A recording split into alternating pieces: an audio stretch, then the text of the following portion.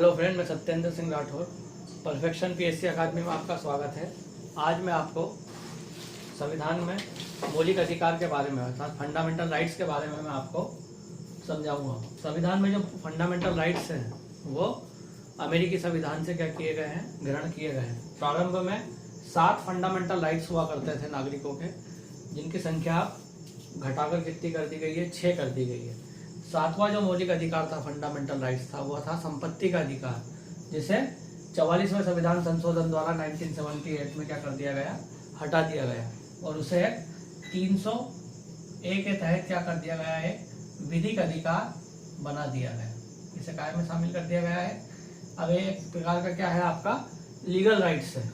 संपत्ति के अधिकार को हटाने के पीछे ये धारणा थी कि सरकार को जब जन कल्याण संबंधी कार्य के लिए आवश्यकता होती थी संपत्ति की, तो प्राइवेट जो व्यक्ति होते थे वो संपत्ति देने से मना कर देते थे। जैसे रेलवे लाइन बिछाना है, अस्पताल का निर्माण करना है, तो ऐसी स्थिति में संपत्ति के अधिकार को क्या करना, समाप्त करना क्या हो गया, अति आवश्यक हो गया। क्योंकि सार्वजनिक कल्याण के लिए जो निर्माण की आवश्यकता होती है, उसके लिए जो संपत्ति चाहिए वो सरकार को संपत्ति के अधिकार के कारण प्राप्त नहीं हो पा रही थी। तो जो मौलिक अधिकार जो है संविधान में अनुच्छेद 12 से लेकर अनुच्छेद 35 तक क्या है, वर्णित है। अनुच्छेद 12 में कहा गया है, राज्य की परिभाषा दी गई है।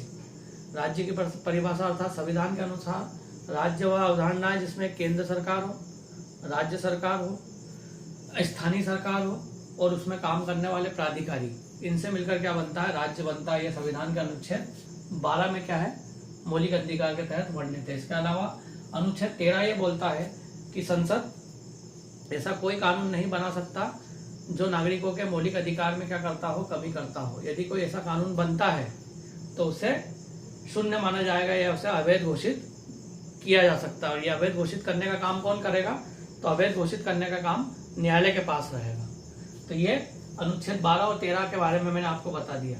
फिर उसके बाद अनुच्छेद 13 से लेकर 35 तक आपके पास 6 मौलिक अधिकार हैं। जैसे पहले समानता का अधिकार है, फिर उसके बाद स्वतंत्रता का अधिकार है, फिर शोषण के विरुद्ध अधिकार है, फिर धार्मिक स्वतंत्रता का अधिकार है, फिर अल्पसंख्यकों के हितों का संरक्षण है और छठा संवैधानिक उपचारों का अधिकार है।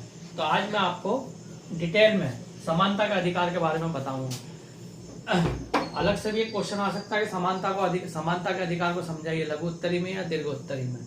तो समानता के अधिकार में सिर्फ आप विधि के समक्ष समानता की बात नहीं करेंगे, अनुच्छेद 14 की बात नहीं होती, उसमें 14 से लेकर 18 तक सभी अनुच्छेद क्या होते हैं, इंक्लूड होते हैं। तो समानता का अधिकार अर्थात राइट टू इक्वलिटी। पहली बात तो है कि फंडामेंटल राइट्स क्या होते हैं। तो फंडामेंटल राइट्स वे राइट्स हैं जो कि संविधान के द्वारा नागरिकों को प्रदान किए गए हैं, जो कि व्यक्ति के संपूर्ण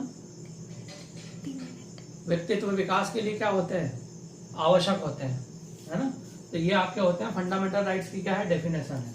अब फंडामेंटल राइट्स जो है उसमें सबसे पहला जो अनुच्छेद है, अनुच्छेद 14, जिसमें 2 बातें हैं, विधि के समक्ष समानता या विधि के समक्ष समान संरक्षण।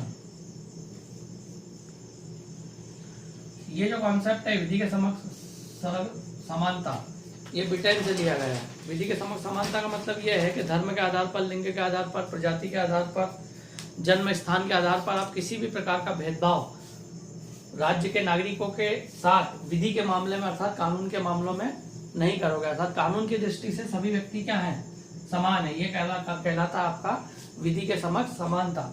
अर्थात ना कोई राजा है ना ही कोई सामान्य नागरिक है। अर्थात कानून जब लागू किया जाएगा तो सभी के लिए एक जैसा लागू किया जाएगा, कि उसमें कोई भी डिफ्रेंशिएट नहीं किया जा सकता। यह है संविधान का अनुच्छेद 14 में विधि के समक्ष समानता। और दूसरा होता है विधि के समक्ष समान संरक्षण। ये जो कॉन्सेप्ट है हमारा, हमने लिया यूएसए से। इसमें कहा गया है कि समान परिस्थितियों में तो लोगों के साथ समान व्यवहार किया जाएगा, लेकिन असमान परिस्थितियों में नागरिकों के साथ थोड़ा सा क्या किया जा सकता है, भेदभाव किया जा सकता है कानून के मामले में। लेकिन ये भेदभाव कैसा होता है, लीगल होता है। अर्थात वो भेदभाव का औचित्य होता है। अर्थात विधि के समक्ष समान संरक्षण का मतलब समान परिस्थितियों में समान व्यवहार किया जाएगा, लेकिन जब परिस्थितियां समान नहीं होगी नागरिकों के लिए तो विधि के समक्ष समानता नहीं रहेगी। तो विधि के समक्ष समानता का अपवाद राष्ट्रपति होता है, राज्यपाल होता है और सांसद होता है। अर्थात राष्ट्रपति जो है राष्ट्रपति को पद पर रहते हुए किसी प्रकार की दांडिक क्रिया उस पर नहीं की जा सकती। सिविल कानून भी 2 महीने पहले सूचना देना पड़ती है, वही अधिकार राज्यपाल को भी प्राप्त है। उसी प्रकार सांसदों को भी जब संसद चल रही हो तो न्यायालय उनके विरुद्ध क्या नहीं कर सकता है, समन जारी नहीं कर सकता है 40 दिन पूर्व और 40 दिन बाद तक। तो ये विधि के समक्ष समान संरक्षण का मतलब ये होता है कि समान परिस्थितियों में तो समान व्यवहार किया जाएगा, लेकिन असमान परिस्थिति अर्थात असमान कहने का मतलब राष्ट्रपति, राज्यपाल और आपका सांसद को कानून के दृष्टि में कुछ विशेषाधिकार क्या किए गए हैं, प्रदान किए गए, इसको बोला गया है विधि के समक्ष समान संरक्षण। तो ये अनुच्छेद आपका 14 अर्थात विधि के विरुद्ध समान संरक्षण का मतलब सभी के लिए समान है, और समक्ष समान संरक्षण का मतलब कुछ लोगों को अलग किया गया, राष्ट्रपति, राज्यपाल और सांसद को। फिर है अनुच्छेद 15 जिसमें बताया गया सामाजिक समानता की बात की गई है। सामाजिक समानता का मतलब लिंग के आधार पर, प्रजाति के आधार पर, धर्म के आधार पर, जन्म स्थान के आधार पर समाज के सभी व्यक्तियों के साथ क्या रहेगी, सामाजिक समानता का व्यवहार आपको रखना है, किसी तरह का कोई भेदभाव नहीं किया जाएगा। लेकिन इसी में यह आता है 15(4) जिसमें कहा गया है कि राज्य को ये कहा गया है कि राज्य ऐसा कानून बना सकती है कि समाज के जो वंचित वर्ग हैं, जो समाज की मुख्य धारा से क्या हो गए, कट गए हैं, ऐसे लोगों के कल्याण के लिए, उन्हें समाज की मुख्य धारा से जोड़ने के लिए थोड़ा बहुत क्या कर सकती है, भेदभाव कर सकती है। लेकिन ये कैसा होना चाहिए, भेदभाव उचित होना चाहिए। उचित इसलिए है क्योंकि कुछ लोग समाज की मुख्य धारा से कट गए, उन्हें समाज की मुख्य धारा में लेने के लिए सामाजिक भेदभाव अर्थात ऐसा कानून बना सकती है जो समाज के निम्न वर्ग के तबकों को क्या करेगा, ज्यादा से ज्यादा क्या पहुंचाएगा, लाभ पहुंचाएगा। तो ये होता है आपका सामाजिक समानता, अनुच्छेद 15(4) में इसका अपवाद है। फिर उसके बाद आता है आपका 16(4) लोक नियोजन में अवसर की समानता की बात करता है। लोक नियोजन का मतलब होता है सरकारी नौकरी। सरकारी नौकरी में भी लिंग के आधार पर, जाति के आधार पर, जन्म स्थान के आधार पर, प्रजाति के आधार पर किसी भी प्रकार का कोई भेदभाव नहीं किया जाएगा, ऐसा कहा गया आर्टिकल 16 के तहत। सभी के लिए नौकरियां क्या है, समान रूप से क्या है, खुली हुई है।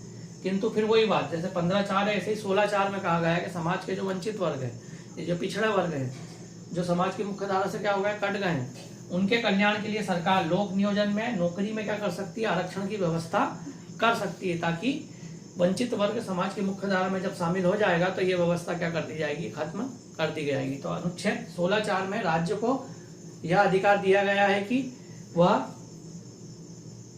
समाज के जो वंचित वर्ग हैं उनके कल्याण के लिए क्या बना सकता है, कानून बना सकता है। अगला है आपका अनुच्छेद 17। अनुच्छेद 17 का मतलब है अस्पृश्यता का अंत। अस्पृश्यता का मतलब अनटचेबिलिटी, सामाजिक भेदभाव, सामाजिक छुआछूत, है ना। अनटचेबिलिटी, अस्पृश्यता के नाम पर एक उच्च जाति के वर्ग द्वारा निम्न जाति के लोगों के साथ जो किया जाता है अस्पृश्यतापूर्ण व्यवहार, उसको क्या किया गया, अंत की बात कही गई। अर्थात समाज में भेदभाव नहीं होना चाहिए, अनटचेबिलिटी नहीं होना चाहिए, अस्पृश्यता नहीं होना चाहिए, छुआछूत की भावना नहीं होना चाहिए। इसके इसी को ध्यान में रखकर संसद द्वारा सन 1955 में अस्पृश्यता उन्मूलन अधिनियम भी क्या कर दिया गया, पारित कर दिया गया। अनटचेबिलिटी अधिनियम भी क्या कर दिया गया, पारित कर दिया गया, जो कि आगे चलकर सिविल अधिकार अधिनियम के नाम से जाना जाता है। तो अनटचेबिलिटी को समाप्त करने के लिए अस्पृश्यता उन्मूलन अधिनियम और सिविल अधिकार अधिनियम पारित किया गया है।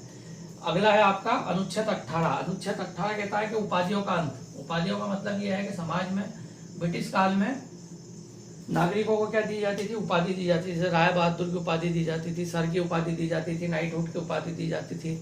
ऐसी उपाधियां जो थी नागरिकों में क्या करती थी, सामाजिक भेदभाव उत्पन्न करती थी। जिसको उपाधि मिली है वो अपने आप को ऊंचा समझता था, जिसके पास उपाधियां नहीं है वो अपने आप को नीचा समझता था। तो उपाधियां जो है समाज में सामाजिक भेदभाव क्या करती थी, पैदा करती थी। तो जब संविधान निर्मित हुआ तो संविधान निर्माताओं ने अनुच्छेद 18 के तहत उपाधियों का क्या कर दिया है, अंत कर दिया गया। अब उपाधियां नहीं बांटी जाएंगी किसी को भी, सिर्फ जैसे भारत रत्न जो अलंकरण होते हैं उसके नाम से आप उपाधियां बांट सकते हो। सेना में जो कीर्ति चक्र, वीर चक्र मिलते हैं उसके नाम से उपाधियां हो सकती है, डॉक्टरेट की उपाधि हो सकती है। इन उपाधियों के अलावा सभी तरह की उपाधियों का क्या कर दिया गया, अंत कर दिया गया। और विदेश में भी यदि कोई व्यक्ति उपाधि लेना चाहता है, अर्थात भारत के किसी नागरिक को विदेश द्वारा क्या दी जाने चाहती है, उपाधि दी जाती है, तो ऐसी स्थिति में उसे राष्ट्रपति की अनुमति क्या होती है, आवश्यक है। बिना राष्ट्रपति की अनुमति के कोई विदेशी नागरिक विदेशी उपाधि भी भारतीय नागरिक प्राप्त नहीं कर सकता है। ठीक है, तो ये था आपका समानता का अधिकार, जिसमें मैंने आपको विस्तृत रूप से सभी बातें क्या कर दी हैं, समझा दी हैं। इसके बाद हम पढ़ेंगे समानता के अधिकार के बाद स्वतंत्रता का अधिकार आएगा, शोषण के विरुद्ध अधिकार, धार्मिक स्वतंत्रता और अल्पसंख्यकों के हितों का संरक्षण और संवैधानिक उपचारों का अधिकार। तो आप एक बार और ब्रीफली में थोड़ा सा और आपको बता देता हूँ। जैसे मौलिक अधिकार में यदि अति लघु उत्तरी में सवाल आ जाएगा तो आप कैसे लिखोगे, तो मौलिक अधिकार वे अधिकार है जो नागरिकों के संपूर्ण व्यक्तित्व विकास के लिए आवश्यक होते हैं और भारतीय संविधान में अमेरिका से लिए गए, इनकी संख्या है आपकी 6। इतना सा आपको लिखना है। फिर यदि आया समानता का अधिकार, तो समानता का अधिकार जो है मौलिक अधिकार के अंतर्गत आता है, जिसमें अनुच्छेद 14 से लेकर 18 तक, अर्थात विधि के समक्ष समानता, सामाजिक समानता, लोक नियोजन में अवसर की समानता, अस्पृश्यता का अंत और उपाधियों का अंत का क्या की गई है, व्यवस्था की गई है। ऐसे आप अति लघु उत्तरी में आप इसको डिस्क्राइब कर सकते हो। संपत्ति के अधिकार की बात करेंगे तो संपत्ति का अधिकार 44वें संविधान संशोधन से हटा दिया गया। क्यों? क्योंकि जन कल्याण के लिए, लोक कल्याण के लिए जब संपत्ति की आवश्यकता पड़ी तो लोगों ने देने से मना कर दिया। तो ऐसी स्थिति में सरकार ने संपत्ति के अधिकार को समाप्त कर एक विधिक अधिकार बना दिया और उसे अनुच्छेद 301 के तहत क्या कर दिया गया है, विधिक अधिकार के रूप में सम्मिलित कर दिया गया है। अनुच्छेद 17 में भी आप याद रखना क्या, अनटचेबिलिटी अधिनियम अर्थात अस्पृश्यता उन्मूलन अधिनियम 1955 और सिविल राइट्स अधिनियम भी क्या हुआ है, पारित किया गया है। ठीक है, उपाधियों के अंत के बारे में मैंने आपको बता ही दिया। तो इस प्रकार आप समानता के अधिनियम, समानता के अधिकार के बारे में आएंगे तो 14 से लेकर 18 तक आपको क्या करना है, इसका वर्णन करना है। कल हम अगला पढ़ेंगे स्वतंत्रता का अधिकार। धन्यवाद, जय हिंद।